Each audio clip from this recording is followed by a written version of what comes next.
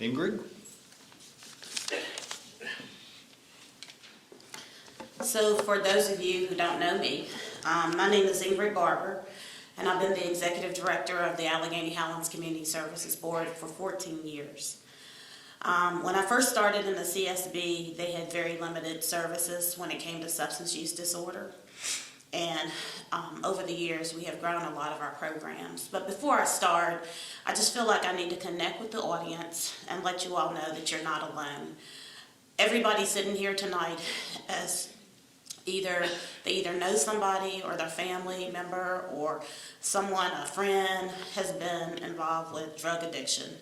And it is a disease. It's very close to home, and that's why many of you are here tonight. There's a lot of stigma around that, and people, I think, as the years have progressed and being in the system, people have gotten more comfortable with coming in for treatment. We've always been there in the community, but I think that people have gotten more comfortable because, you know, they learn about what services that we have, or they talk to staff. But they've gotten more comfortable, but we got to get past the stigma. We got to get past the embarrassment. I know family members have called me personally and said, you know, I got this going on, and I just don't know what to do. There are treatment modalities, and all of the 40 CSBs across the state were afforded funding because we know it is a disease. I want to share, I just got back from a conference on National Harbor with Tiffany Bowser. She's our prevention coordinator and prevention supervisor, excuse me. And one of the things that I took a screenshot of, Beth was giving you some census around the opioid addiction. She said 108,000. Well, the real number is number of overdose deaths nationally, 107,622 people. That's nationally. These are the other numbers that are astounding. Over 932,000 have died from drug overdose from 1999 to 2020. That's 932,000 people. And we think about the population of Alleghany County and Covington, just such a small number. And then the other thing that was astounding from the conference was opioid epidemic has cost the U.S. economy $2.5 trillion over the last 4 years. Those are astounding numbers. If I left the conference with anything, those are the things that resonated with me, and the reason why I wanted to come back and make sure that we're still providing treatment here and reaching our community. And, you know, I don't expect people in the community to know what we provide. That's what we're here for. So I'm just going to kind of start with, you know, what do you do? Because I've had people call. What do you do if someone needs help? It could be mental health, substance use disorder, or you may have someone with a developmental disability. But we have services. We're open Monday through Friday. We're the first in the state of Virginia, 2013. I went to another conference and I found out, what can we do about these wait lists and people waiting for services? And they came up with this thing called same-day access or open access. And no one in the state of Virginia was really doing it. I decided we were going to do it in our CSB. So I worked with a consultant, and we got our people trained, and we decided that we weren't going to have people wait anymore.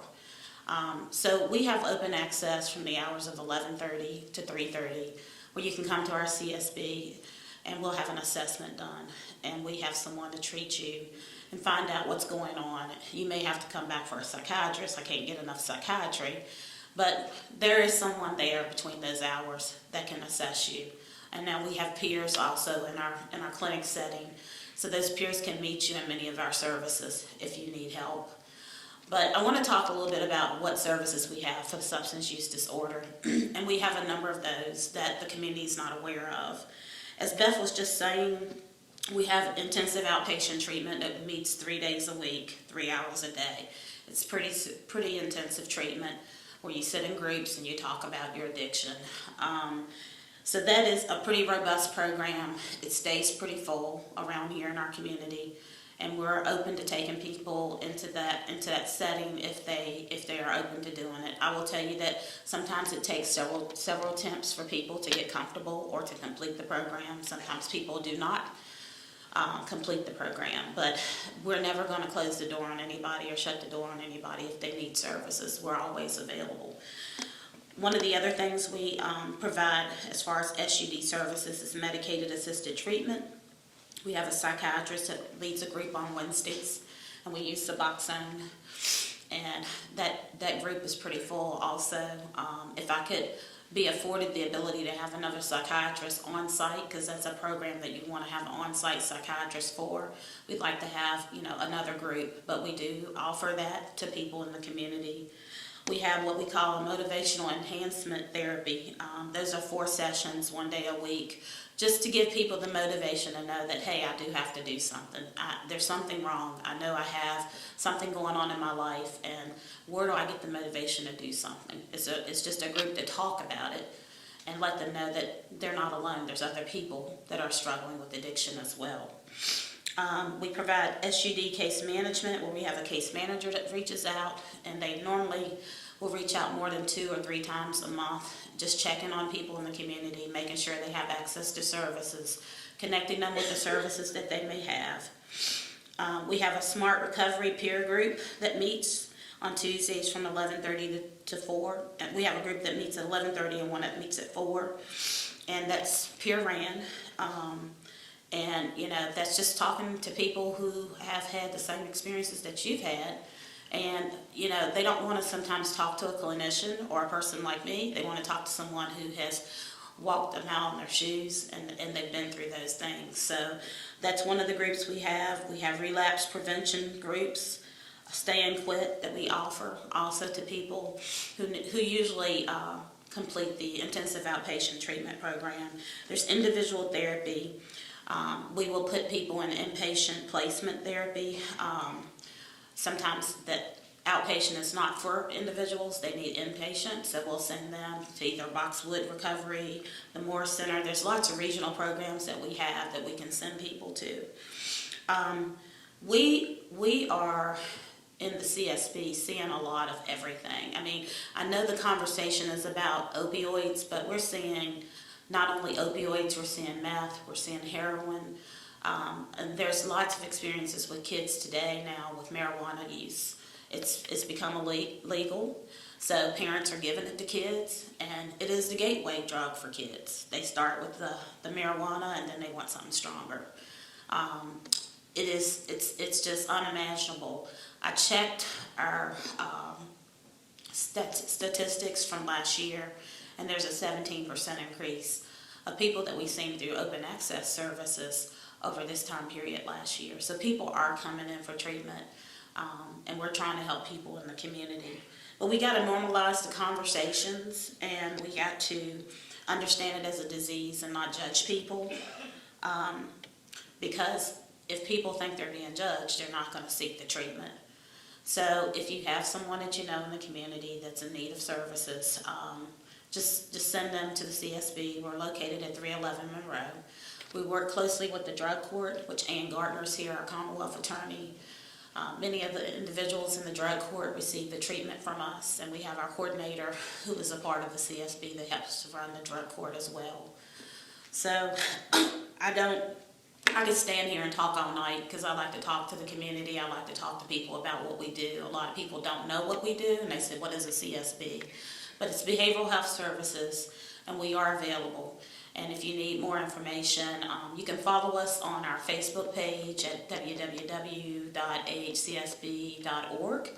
That's on our website, and then we have a Facebook page with Alleghany Highlands Community Services. And Tiffany Bowser's here with us tonight. She is our prevention supervisor. We have a Healthy Youth Coalition where we're always seeking members to join in and help us with spreading the word about prevention and the disease. So if you'd like to get involved with that, she would gratefully love to have you with her group.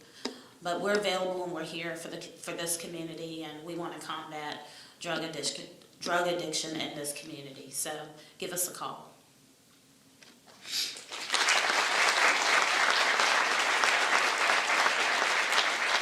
I did leave out with Matt sitting here, Matt Bowser. We work closely with our local law enforcement. So we started services in the jail. We're seeing people in the jail. They don't have to be connected to the CSB. We're trying to case manage those people. And then in addition, if they need assistance with housing or any other resources, food pantry, those types of things, we're working with those individuals to give them what they need. So we are working together closely to have the services in the jail as well. We provide the psychiatric services in the jail, and we also wrote a grant and received funding, and it's ongoing funding for medicated assisted treatment in the jail as well. So those are also services that we provide. Thank you.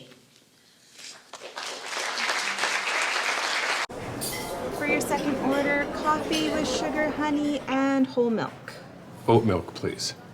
Oat milk it is. Hear the quiet talking barista with Phonak Have a great day. Audeo Lumity, a hearing aid with smart speech technology. So no matter who is speaking, conversations shine with Lumity.